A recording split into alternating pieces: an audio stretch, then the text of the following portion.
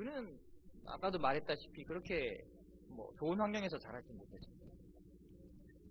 가정폭력을 휘두르는 아버지, 그리고 자기를 버리고 떠나버린 엄마, 무책임하게 아이만 남겨놓고 자기만 홀로 살기 위해서 떠나버리고, 그런 환경 가운데서도 그래도 이병헌은 그래도 잘 삽니다. 어찌되었든지 간에 그가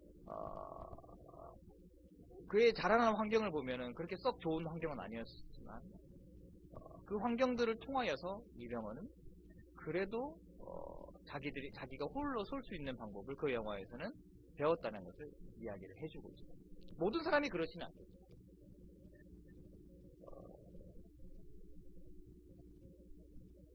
오늘 성경을 보면요, 지난번에 제가 마지막으로 설교를 했던 부분이 기억나십니다. 스테반이 돌에 맞아서 죽는 그런 이야기가 지난번에 설교의 내용이었습니다. 그는 돌에 맞아서 죽고 영광스럽게 그렇게 하나님 곁으로 갔습니다. 스테반 개인적으로 보면은 그렇게 영광스럽게 순교를 했지만 그 이후에 오늘 본문의 처음 부분에 나오지만 그 이후에 보면요, 교회가 시련을 받기 시작합니다. 박해를 받기 시작합니다. 스테반의 순교 사건 이후로 교회가 고통을 받기 시작합니다. 지금까지 교회는요, 공식적으로 박해를 받은 적이 없었습니다. 사도들이 붙잡히고 제자들이 잡히고 그런 일이 있었지만 공식적으로 박해가 시작된 적은 없습니다.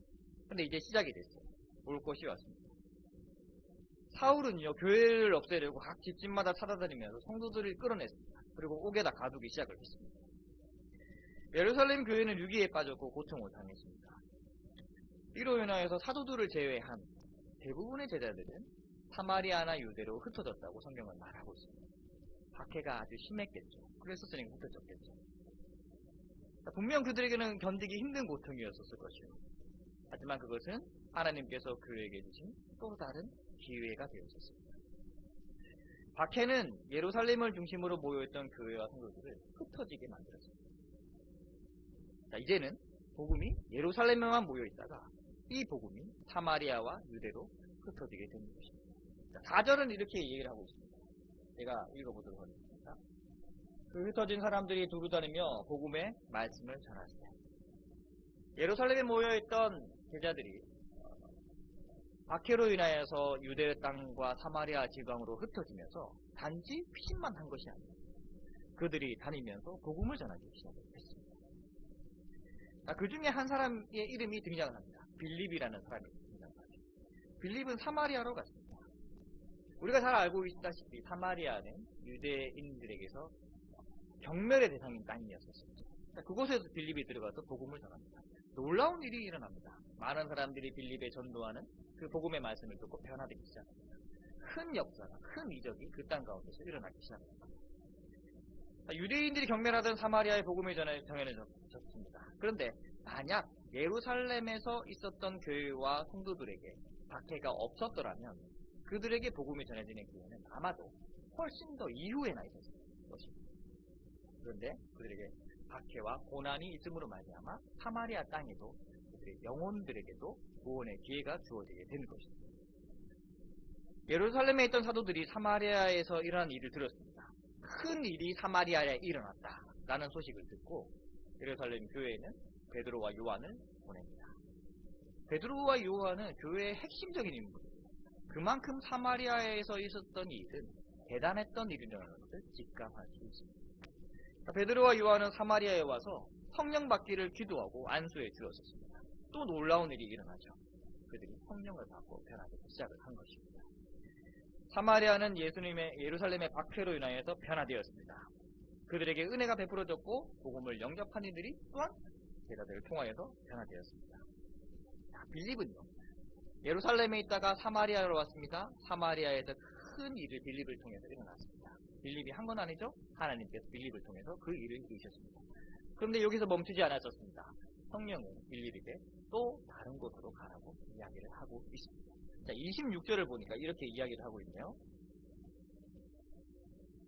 제가 읽어보도록 하겠습니다. 주의 사자가 빌립에게 말하여 이르되 일어나서 남쪽으로 향하여 예루살렘에서 가서로 내려가는 길까지 가라 하니 그 길은 광야니라.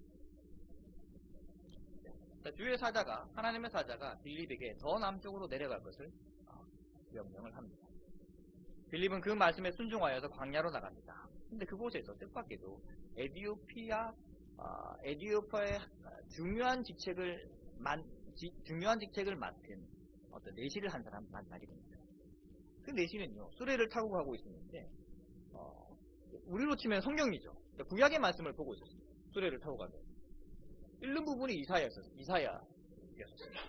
성경에 나오죠. 이사야의 말씀을 읽고 있습니다. 빌립이 그 모습을 보고 있다가 성령께서 그곳으로 가라고 이야기를 합니다. 그리고 빌립이 갑니다. 그래서 빌립이 가서 이렇게 묻습니다. 네가 읽고 있는 것을 이해하느냐? 라고 묻습니다. 내시는 뭐라고 합니까? 이해하고 있었습니까? 이해하고 못하고 있습니다. 가르쳐 주는 사람이 없는데, 지도해 주는 사람이 없는데 내가 어찌 그것을 깨달을 수 있느냐라고 이야기를 합니다.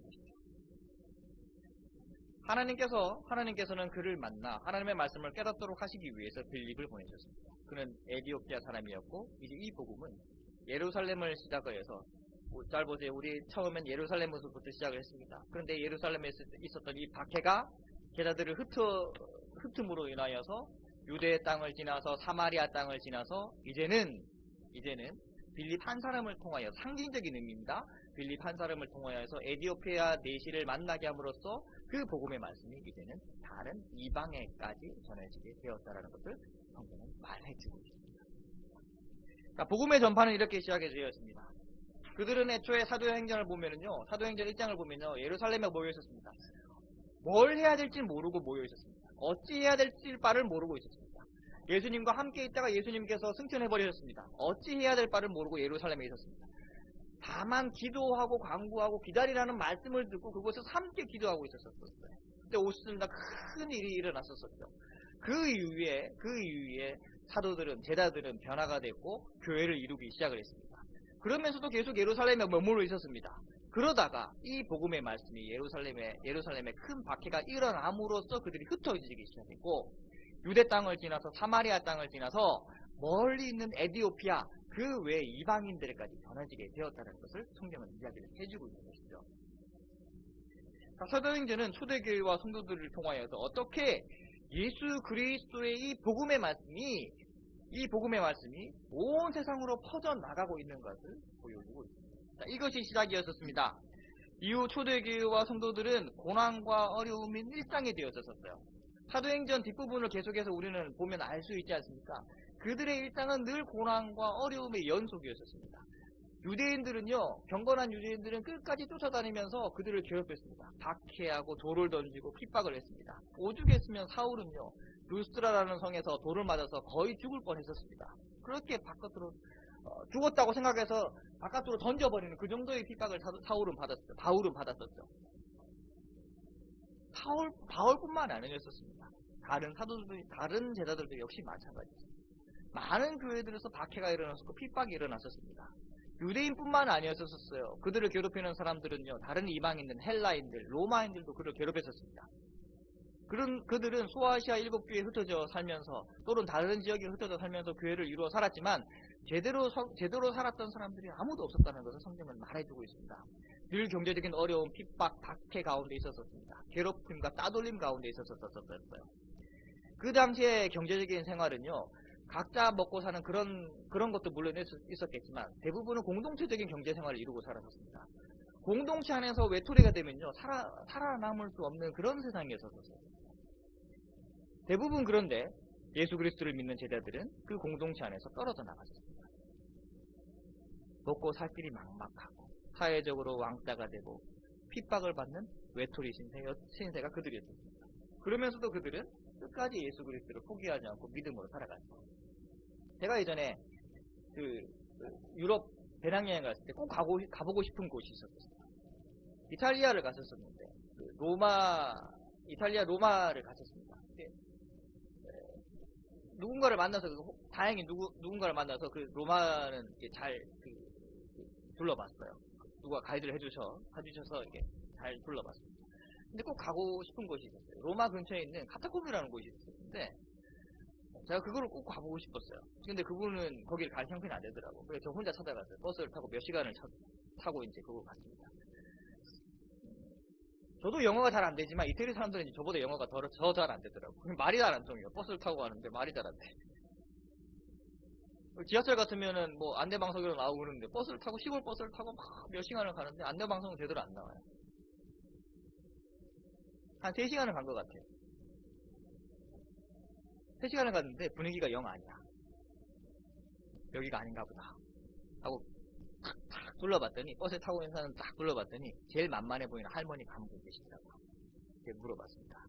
안 되는 영어로, 그분도 안 되는 영어로 제 얘기를 한참 경청해줬어요.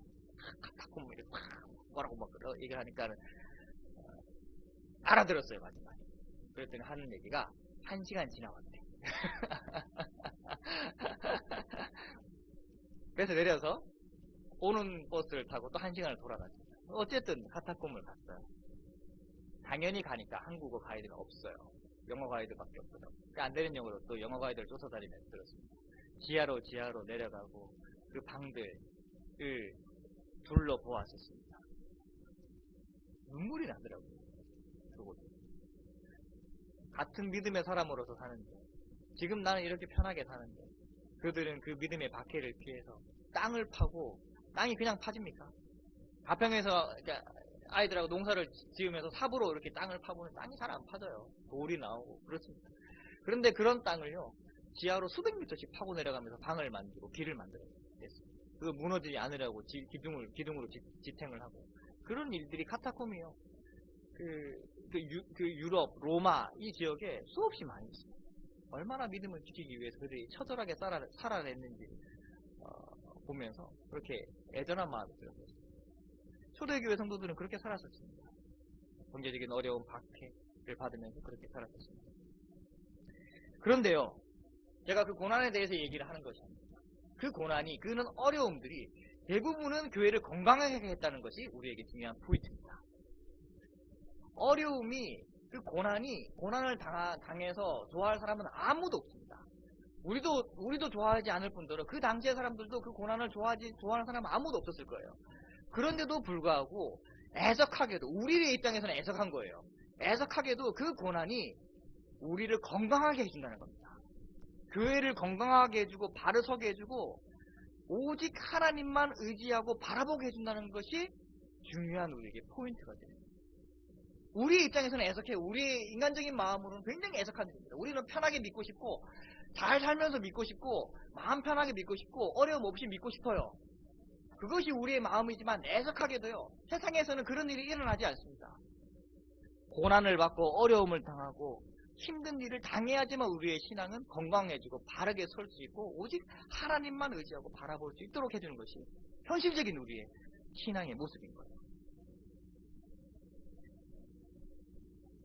궁핍한 사람들은 하나님을 찾습니다. 의지할 곳이 없고 의지할 곳이 하나님밖에 없어요. 그래서 예수님께서도 사복음에서 많은 제자들에게 그런 얘기를 해요. 이 어린아이와 같이 되어라. 어린아이와 같이 된다는 것은 바로 그런 것입니다. 의지할 곳이 없고 오직 하나님만 바라볼 수 있는, 누군가도 의지할 수 없는 오직 하나님만 바라볼 수 있는 그런 사람들이 어린아이와 같이 되는 사람들입니다. 이 사실은요, 교회의 수천 년 역사 가운데서 여실하게 드러납니다. 교회가 비대해지고 커지면요, 반드시 부패해지기 마련입니다. 중세시대 로마 가톨릭을 보십시오. 얼마나 부패해졌습니까? 오늘날 한국 교회를 보십시오. 한국 교회뿐만 아니라 미국에 있는 교회들, 큰 교회들을 보십시오. 메가처치라고 부르는 그런 교회들을 보십시오. 교회가 커지면요, 반드시 부패해지고 어려움에 처해지기 마련입니다. 안주하면 고이고 썩기 마련이죠. 썩어서 냄새가 나고 벌레가 꼬이기 마련입니다. 자정 능력을 상실한 물은요, 버려지기 마련입니다. 자정 능력을 상실한 교회는요, 교회와 성도들은 역시 버려질 뿐입니다. 계곡을 따라서 흐르는 물은 썩지 않습니다. 왜 썩지 않습니까? 그 물은요, 돌에 부딪히고 서로 휘말려서 급류가 되고요, 낙차로 이런 떨어지면서 폭포가 되면서 떨어집니다. 수많은 소리를 내면서 어려움을 당하면서 물을 흘러내립니다. 그런 물은 썩지 않습니다. 오히려 맑아지고 깨끗해지는 것이죠. 건강한 교회는 늘 어려움을 겪는 교회입니다. 그런 과정이 비록 힘들지라도, 납득하기 어려울지라도 그럴 수밖에 없음을 우리는 인정을 해야 합니다. 돌아보아야겠죠. 우리 교회는, 우리 성도는, 나는 건강하게 지금 지내고 있는가? 올바르게 나아가고 있는가? 뭘 보면 알 수 있을까요? 우리의 삶이 얼마나 편한가를 보면 알 수가 있습니다. 교회와 성도들을 살아나게 하고 회복하게 하는 것은 늘 언제나 어려움과 고난이었습니다. 유리미 얘기를 잠깐 한번 해보겠습니다. 유리미가 이제 첫 휴가를 나왔습니다. 군대라는 곳이죠. 상식적인 곳이 아니에요. 그치, 유리미야?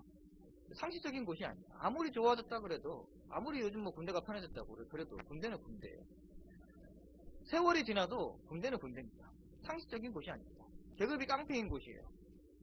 나보다 10살 어린 고참이 나보다 위에 있으면요, 걔가 까라면 까야 되는 것이 군대인 곳이에요. 자기가 잘못하지 않았더라도요, 자기 동기가 잘못했거나 자기 부대가 잘못하면 연대 처벌을 당하는 것이 군대입니다. 억울하다고 항의해도 할 수 없는 것이 그런 군대인 곳입니다. 전혀 이성적인 지식 아닐지라도 그것을 수행해야만 하는 것이 군대입니다. 자기 위에 상사가 전혀 납득이 되지 않는 명령을 해도 그것을 따르면 지켜야 되는 것이 군대예요.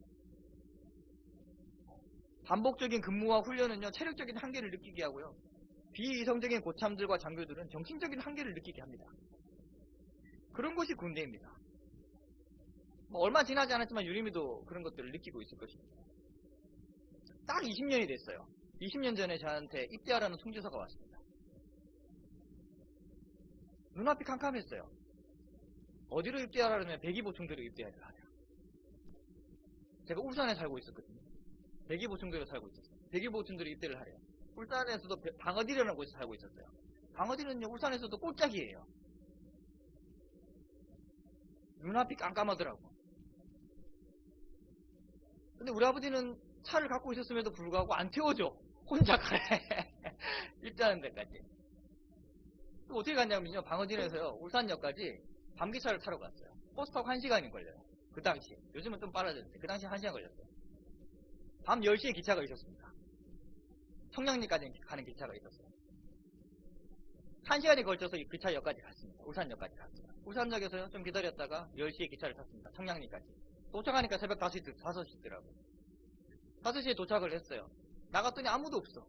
지금 청량리 생각하시면 안 돼요. 20년 전에 청량리를 생각하셔야 돼요. 아무것도 없어요, 지금. 지금은 청량리 하면 굉장히 발전되어 있잖아요. 그때는 진짜 청량리 역사 그 주변에 서울이라고 하지만 외진 곳이 있었어요. 나가서 배가 고파서 우동을 한 그릇 먹었어요. 눈물이 나더라고. 내가 왜 이러고 있어야 되나. 거기서 머리를 깎았습니다. 울산에서 깎은 게 아니라 조금이라도 더 긴 머리를 가지고 싶어서 청량리에서 머리를 깎았어요. 다행히 청량리에 가니까요, 내 같은 사람이 많이 있었나봐. 머리 깎아주는 미용실이 있더라고. 이발소가 5,000원을 주고 깎았어요. 그리고 그 청량리에서 춘천 가는 기차를 탔습니다. 지금 생각하는 경춘선 생각하면 안 돼요. 그때 옛날 경춘선이었죠. 그걸 탔습니다. 한 2시간 걸렸던 것 같아요. 내 기억으로. 얼핏 그냥 한 2시간 넘게 걸렸던 것 같아요. 이 기차를 탔어요. 무궁화 열차였었어요.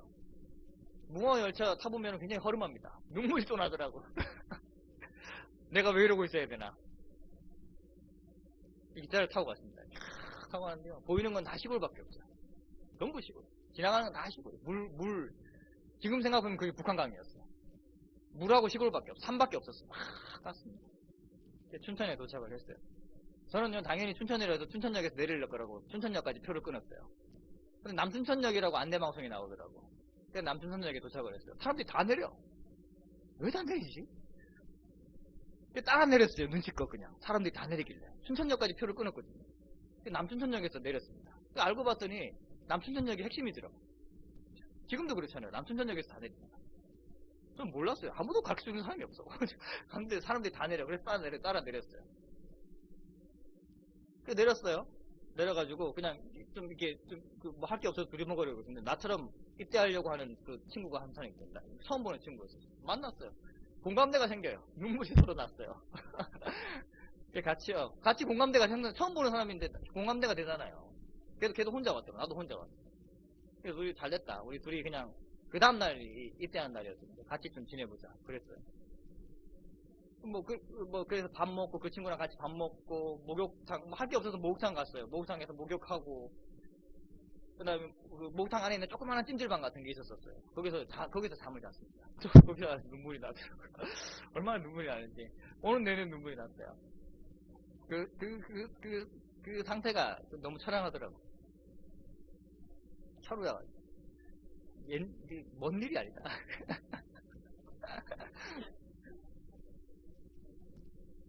그 다음날 택시를 타고요. 백이보충 들어갔어요. 지금 백이보충대 없어졌죠.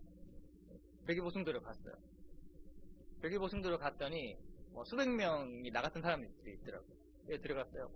그러면서 제일 좋았던 게 하나 있었어요.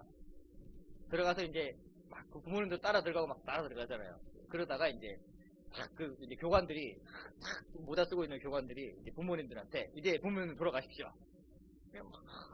그 옆에 있는 친구들이 막 울더라고. 막 울고 막 부모님도 울고 제일 좋았어요. 부모님이 어디 안 계셨어. 제일 좋았어요.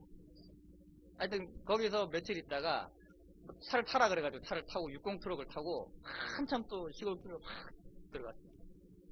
가서 봤더니 7사단 신명교육대. 7사단 신명교육대는 화천에 있습니다. 화천에서 더 산골짜기에 있습니다. 거기서 6주 동안 훈련을 받았어요. 그리고 또 차를 타래요. 6주 훈련이 끝났는데 60 트럭을 타고요. 또 한참 1시간 정도 달렸던 것 같아요. 기억으로는. 도착한 곳이 어디였느냐? 강원도 화천군 사냥면 사방거리. 아시네요? 사방거리. 사방거리에서 내려주더라고. 뭐든지도 몰랐어요. 거기서 30분을 걸어서 들어갔어요. 그게 자대가 나오더라고요. 거기서 제가 2년 가까이 군생활을 했습니다. 왜 이 얘기를 하느냐? 군대에 들어가서 자대에 들어가서 비상식적인 일들을 참 많이 겪었습니다. 동기라고 한 명이 있었는데 그 동기가 고문관이었어요. 걔 때문에 걔가 사고를 쳐가지고 같이 영병장 뺑뺑이를 도는 게 수없이 많습니다. 내가 왜 뺑뺑이를 돌고 있어야 되는지 이해가 안 돼요. 납득이 안 돼요. 내가 잘못한 것도 아닌데 걔가 잘못한 거예요. 장교라고 있었는데 그 장교들이 대부분 좋은 장교들도 있었어요. 그런데 상식적이지 못한 장교들도 많이 있었어요. 그런 지시들을 이행할 때마다 왜 내가 이걸 하고 있어야 되는지 그런 생각들이 참 많이 들었어요. 알 수 없이 욕을 들어 먹을 때도 많았었었고 기합을 받을 때도 많았었었고 그런 곳이 군 생활이었었어요.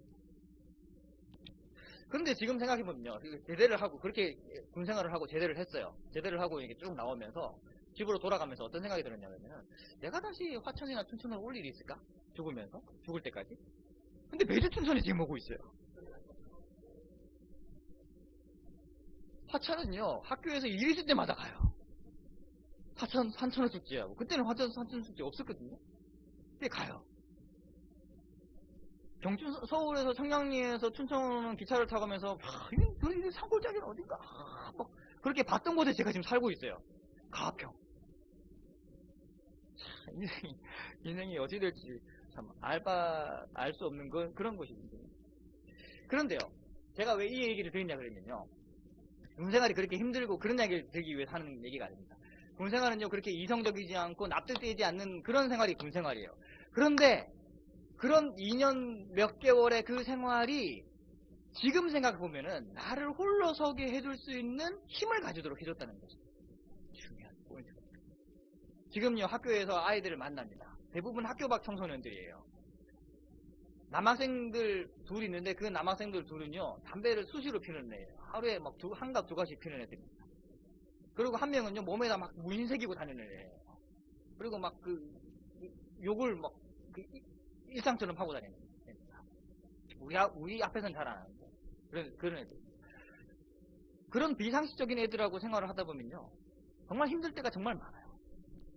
어떨 때는요 잘 따라와요. 근데 어떨 때는요 이게 막 하루아침에도 막 바뀝니다. 어떨 때는 막 그 싫은 표정을 내면서 막 그런 것들을 막 표현을 합니다. 때려치고 싶은 마음들이 많이 듭니다. 내가 농담 삼아 내가 아침에 유림이 만났을 때 유림이 30만 원 받는다 그러더라고. 내가 나보다는 안 내 그랬어요. 뭐 그 정도는 아니지만 어쨌든 작은 비용을 받아가면서 아침 9시에 일어나가지고 저녁 10시까지요. 하루 종일 학교에 붙어 있으면서 그런 애들하고 붙어 있어야 되는 거예요. 밥을 먹으면서 생활을 같이 해야 되는 겁니다. 보통 일이 아니에요. 차라리 군 생활을 하는 게 낫다 싶은 생각이 들 때도 있어요. 그런데 그렇게 힘든 생활을 하면서도요. 그래도 포기하지 않고 이겨낼 수 있고 하는 그 이유는 물론 내가 나를 통하여서 우리를 통하여서 학교를 통하여서 그들의 영혼이 조금 바뀌었으면 하는 그런 소망과 하나님에 대한 열심도 있지만 그 군 생활에서 배웠던 그 홀로서기 하는 방법, 그 비이성적인 곳에서 살아왔던 그 힘이 지금까지도 남아있는 거예요. 그 여건과 어려움과 그 고난과 힘든 그런 모습들이 지금도 나의 삶을 지탱해주고 있는 기둥이 되는 거예요. 지금 내 이야기가 유림이에게 작은 희망이 되었으면 좋겠습니다.